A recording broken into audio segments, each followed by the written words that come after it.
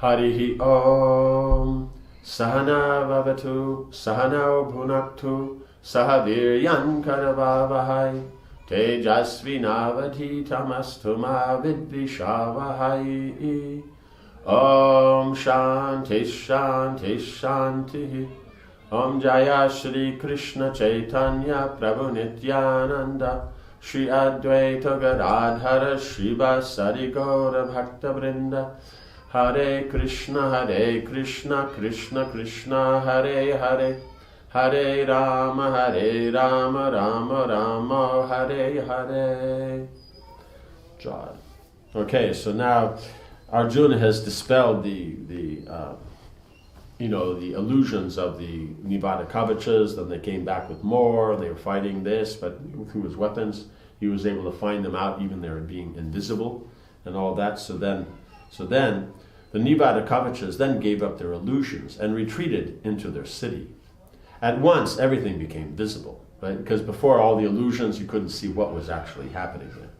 I saw the ground covered with their mangled bodies, their weapons, ornaments, armor, and limbs. It was impossible for the horses even to step. Matali urged them upwards, and the chariot sprang into the sky, because they couldn't go on the ground, so he just took it into the sky. There were just so many, because remember, tens of thousands came out, so then they would have all been killed.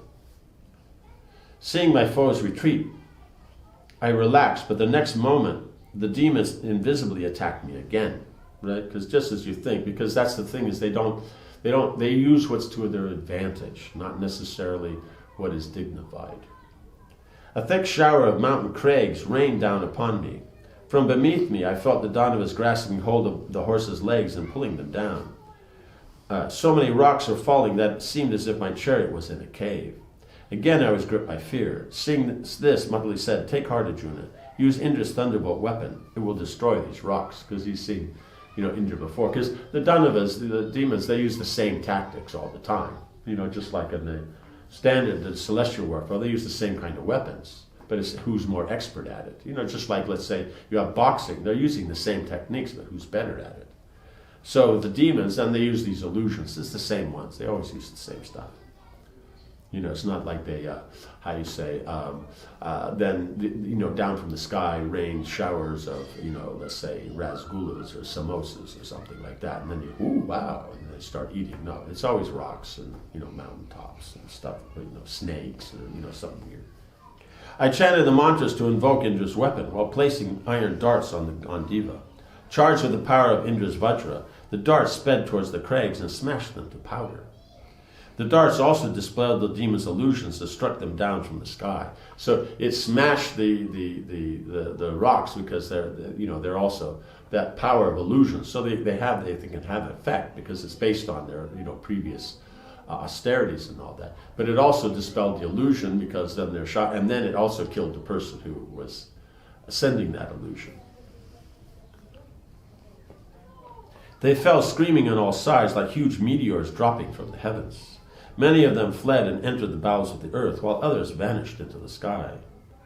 Realizing that the demons had been defeated, I told Matali to drive the chariot into the city. He gazed about the battlefield in amazement and said, "I have never witnessed such prowess, not even from the gods." Right? So Matali is saying this. And he drives Indra's chariot, so they've been in plenty of battles like that. And all that, he says, he's never seen such, just these illusions or he's lost control. They're doing things like that, rocks, but he's never had one where the horses go. And he's never seen such prowess. These demons have until now been impossible to conquer, even by the combined efforts of the gods. Right? Because they have so many of them, so much power, like that. And they're able, and they use it through their illusions, so it's just greater than the demigods could deal with.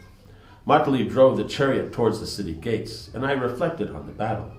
Although hundreds of thousands of Dandavas, each like a mountain, lay dead, neither Matali nor myself had been injured, right? Not even a scratch. So that's special. This was wonderful. No doubt it was Krishna's potency alone that had protected us and enabled me to defeat the gods' mighty foes, right? Because the only other instance of this that we see is when Krishna came out to fight with Jarasandha.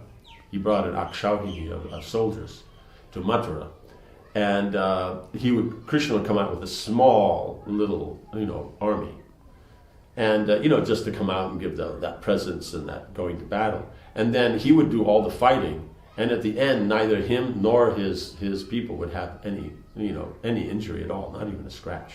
So you see, that's what I think, it's Krishna's power that caused that. Otherwise there'd be something like we saw Bhima's fighting. He got even hit in the arm, by Maniman's mace. And so then, but here's nothing, so he knows this must be Krishna. We entered the Danava city and saw thousands of wailing women. They fell back in fear as we passed, terrified by the chariot's thunderous rattle, right? Because now all their, one is a disturbance, they're living there peacefully, and now this whole battle and all that, so now what will happen, what will be the future, everything. The clash of their jewels and ornaments as they fled resembled the sound of hail falling upon a mountain, right? They had so much jewelry that as they moved, pulling back in fear, it all banging together sound like hail on a mountain, and that so would be a long sound. So that means a lot of women, a lot of ornaments. I saw the ladies quickly disappear into their golden palaces, which were decked with countless gems. Astonished to see the city's opulence, I said to Matali, "This place appears superior to Amaravati. How is it that the gods do not reside here?" Matali replied that the city had once been Indra's residence, but the demons gained possession of it after pleasing Brahma through asceticism, right? So that's where they have to do austerity to get that kind of power. Brahma gave them booths that rendered them invincible to the gods. Indra had then gone to Shiva and asked his assistance, whereupon Shiva replied, "You shall regain the city in the future when you assume a different body." Right? So that different body is Arjuna. Because they can't be defeated by the gods, but in a different form, then they can be. Because you can say, why can't they do it? Because that's the statement. That was the blessing. As Arjuna spoke, his brothers looked at him in amazement. His prowess in battle now exceeded even that of his illustrious father, the Lord of the gods. Right? Because he was able to do something that Indra couldn't do, right? So his brothers are impressed. So now you don't have to worry. The Battle of Kurukshetra, it'll unfold how Krishna wants it to make a very nice, because it is a Kshatriya thing. It's a Kshatriya scene, and it's something to talk about. Like all these things, then people will remember that and how it happened and how it unfolded. So, because Arjuna himself could defeat everybody. It means if he can defeat the Nivadakavichas that the demigods can, he could easily defeat everybody. Though, of course, Bhima and Drona are going to be a bit of a problem, but everybody else will be a problem. Arjuna continued, "I then left the Danava city and headed back towards Amaravati. On the way back, the chariot passed another great city that floated in the sky and shone like a second sun. It was full of trees made of jewels and adorned with golden towers and palaces." Right? The trees are made of jewels, so the body of it will be one thing. The leaves, that'll have that kind of nice color. Then you'll see like crystal in that. Then the leaves may be green, like emeralds. The flowers or the fruits will be like, how you say, what do you call it, rubies, and all these things like that. Because they are made of gems, but it's just very far out. You get these celestial trees like that. 4 impregnable gateways stood on each side of the city. So it had 16 gates all the way around. So it was a very big city. Studded with, and the gateways studded with iridescent gems that radiated countless hues. I've never seen anything like them. And so this is just floated in the sky, this one. Yeah.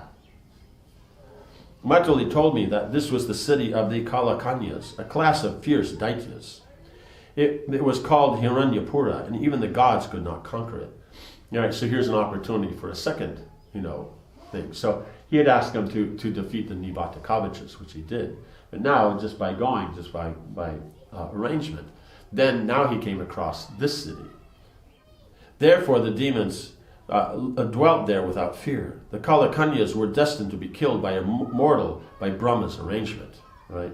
So here again, you see, there's always these things that many times are mortal. They can't be defeated by the gods, but they can be defeated by a mortal.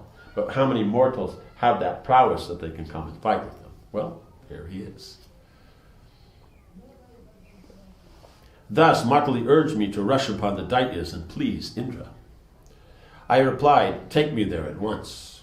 The gods have no enemies whom I do not also consider my enemies. Right? Because if you have alliance with somebody, then their enemies become your enemies. Like if you have a friend, their friend is your friend. Their enemy is your enemy. You know, that's relationship. That's the whole thing is there. So it's based on the relationship. It's not based on these other things. As we approached the city, the demons charged out in a body, thinking that Indra had come to fight because he's on his chariot, right? And he'll be brilliant like him and everything and sound like that. Without a second's delay, they rained weapons upon me. Arrows, maces, swords, axes, darts, and lances. So you see, there's not even a coming out, discussing, and oh, hey, this and that. No, they just immediately start attacking. I countered their attack with mighty volleys of shafts from the Gandiva. Matali drove with such skill that the Danavas were bewildered. And they fell upon one another in their attempts to attack me. Because how he'd move, then they think he's there, and then they go attack, and then he's someone else. Realizing I was a formidable enemy, right? So they just throw a lot of stuff, and then, get rid of the thing, and then, pick up your weapons and go back inside, But now they figure out, no, this is somebody very, very strong.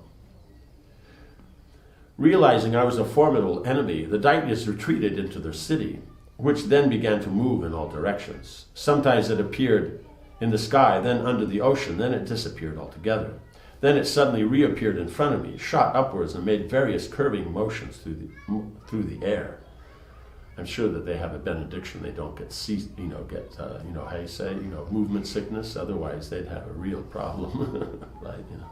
Although I found it difficult to follow its movements, I managed to check its progress with straight coursing arrows inspired by mantras. So then you can focus on it, then you have the mantras, then you release them, and then you can catch. I released so many shafts that the city was torn to pieces and it fell to the ground in flames. The Daityas rose into the sky and continued to fight. Matali then brought us down to earth, and more than 50,000 chariots immediately hemmed me in. By being an Atirati, I think they can fight with 60 or 70. I fought them with celestial weapons, but the powerful Daityas gradually repelled my missiles. The mighty demons stood before me encased in brilliant golden armor, wearing helmets and celestial garlands, and with chariots decorated with rows of flags. The sight of the Daityas in battle array attracted my mind, and I struggled in vain to overpower them, right? Because they were just so nicely arranged and everything so perfect and how they did. So for one warrior, they will appreciate that prowess of another warrior. That's always a standard thing, at least of those who are more cultured.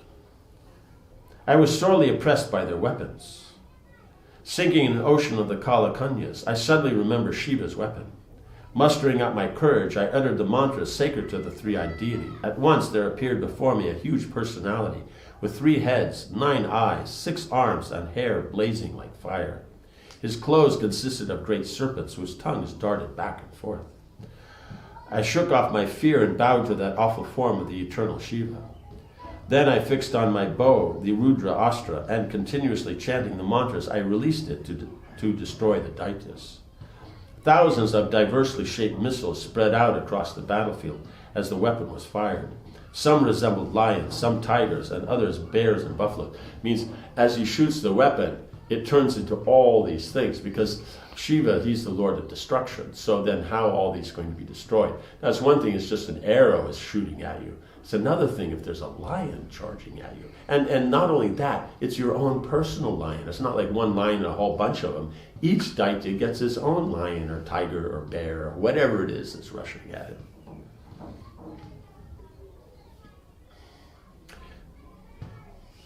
There were serpent-shaped missiles and others shaped like elephants, bulls, boars, and cats.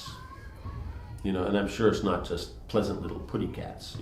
These are, scratch your eye out cats. Simultaneously, the battlefield filled up with Shiva's followers. Innumerable guhyakas, yakshas, paisachas, bhutas, and other ghostly things. All of them rushed towards the Daityas with frightening roars, right? So that's why you have to have such prowess and power to be able to wield these weapons, because Shiva, his position, he's Deva. He's the demigod of the demigods. And so then to be able to use his weapon, you have to be on that same kind of platform. So we can see what a special personality Arjuna is. As the Rudrastra wrought havoc among the enemy, I fired a ceaseless shower of arrows glaring like fire and made of the essence of rocks. So they're going in there, but it doesn't mean he just sits back and, twiddles his thumb, or, how you say, gets out a drink, drinks that. And, no, he doesn't do that. He then starts himself fighting. So the Ashtra's doing his fighting, he's doing his fighting. The Daityas were routed, and the few that survived fled in fear. Seeing that my victory was due only to Shiva's weapon, I bowed down to him right on the battlefield, right? So it was, because otherwise he was fighting before, but he couldn't hold them back. But with Shiva's weapon, and then combined with using whatever else he had, then he was able, so right there he bowed to him on the spot, not just saying, yeah, I did a great job. Matali praised me, and we then returned to Indra's abode. When Indra heard of my achievement, he was pleased and blessed me that I always remained cool-headed in battle, right? Because to be able to think exactly what can be done and see everything and like that, that's very, very important. So to get such a blessing, that's invaluable. And would always discharge my weapons unerringly, so they would be exact. Where he aims them, that's where he goes. So he sees there, they go there. And he has the cool-headedness to see, I fire here, I pull out this one sends this, I do that. It's very, that's a warrior. He also said that no celestial fighters, whether Danavas, Daityas, Nagas, Gandharvas, Suparnas, or Yakshas, would be able to overcome me. He told me that I would conquer the earth and hand it to Yudhishthira, right? Because he wouldn't try to take it himself. He's just there to serve. He gave me this impenetrable armor I now wear and fixed this coronet upon my head. He also presented me with the Devadatta. Then he brought me back to this mountain. As Arjuna ended his narration, Yudhishthira was awestruck. He said, "O Dhananjaya, it is fortunate indeed that you have met the most powerful gods and received from them all the divine weapons. I consider the earth already conquered and Dhritarashtra's sons subdued. O Bharata, I should like to see the weapons with which you defeated the demons." Arjuna ascended to his elder brother's request and prepared to display the weapons.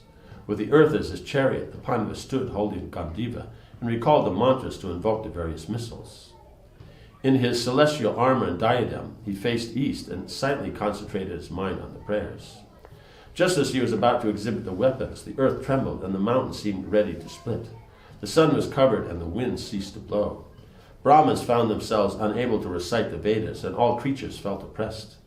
Suddenly the Pandavas saw in the sky the powerful four-headed Brahma, surrounded by all the gods. The Gandharvas and Apsaras also appeared, dancing and singing on the mountainsides. A shower of flowers fell upon Arjuna as he looked about in amazement. Before him appeared the divine sage Narada, sent by the gods. Right, so they're all there, and the showers of flowers and that, but they sent Narada down to speak to him. Narada said, "O Hiru, do not discharge the celestial weapons for no purpose, for they will destroy the three worlds." They have to do something. So if there's nothing there, then they'll destroy everything. These weapons should only be used against powerful foes in battle. Do not be so rash. Right, because he's just showing his brothers. Narada turned to Yudhishthira. "Oh, Ajatashatru, you will see all the weapons when Arjuna uses them in the war against the Kauravas. Then you'll see them." Brothers bowed to Narada, and he departed along with all the gods. So ended. Om Hare Krishna, Krishna Krishna, Hare Hare, Hare Rama, Rama Rama, Hare Hare. Jai Srila Prabhupada ki